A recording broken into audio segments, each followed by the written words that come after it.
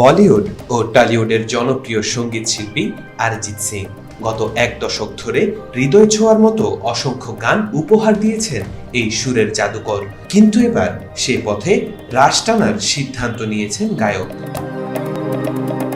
হিন্দুস্তান টাইমসের প্রতিবেদন অনুযায়ী প্লেব্যাক থেকে বিদায় নেওয়ার ঘোষণা দিয়েছেন অরিজিৎ সিং। গায়কের এমন আকস্মিক ঘোষণায় স্তম্ভিত পুরো সঙ্গীত জগৎ।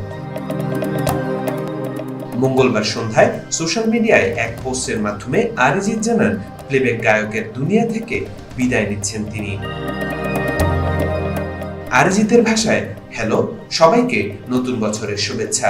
শ্রোতা হিসেবে গত এতগুলো বছর ধরে আপনারা আমাকে যে পরিমাণ ভালোবাসা দিয়েছেন তার জন্য আমি আপনাদের সবার কাছে কৃতজ্ঞ। প্লেব্যাক কণ্ঠশিল্পী হিসেবে কাজ করবে না উল্লেখ করে তিনি আরো বলেন, আমি অত্যন্ত আনন্দের সাথে জানাচ্ছি যে এখন থেকে আমি প্লেব্যাক কণ্ঠশিল্পী হিসেবে আর কোনো নতুন কাজ করব না। আমি এখানেই ইতি টানছি। এটি সত্যি একটি চমৎকার পথ চলা ছিল।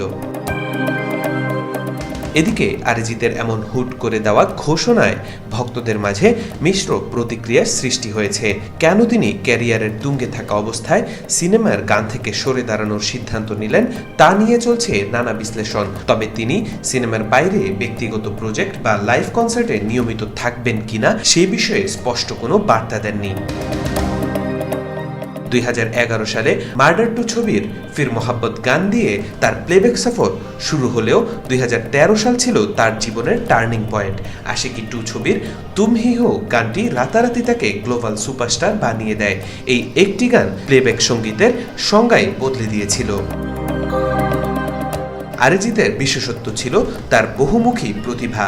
একদিকে তিনি যেমন চান্না মেরিয়া বা মুস্কুরানের মতো বিরোহী গান গেয়েছেন, তেমনি দিল্লিওয়ালি গার্লফ্রেন্ড বা ঘুংরু গেয়ে নেচে উঠতে বাধ্য করেছেন। শাস্ত্রীয় সঙ্গীত থেকে শুরু করে রক বা জ্যাজ সব ধারার গানেই তিনি ছিলেন সমান সাবলীল। কেবল বলিউড নয়, বাংলা সিনেমাতেও তার অবদান অসীম। বোঝে না সে বোঝে না, মেঘবালিকা বা বসন্ত এসে গেছের মতো গানগুলো ছাড়া বাঙালি শ্রোতাদের প্লেলিস্ট অসম্পূর্ণ। তাওফিকুল ইসলাম, আজকাল।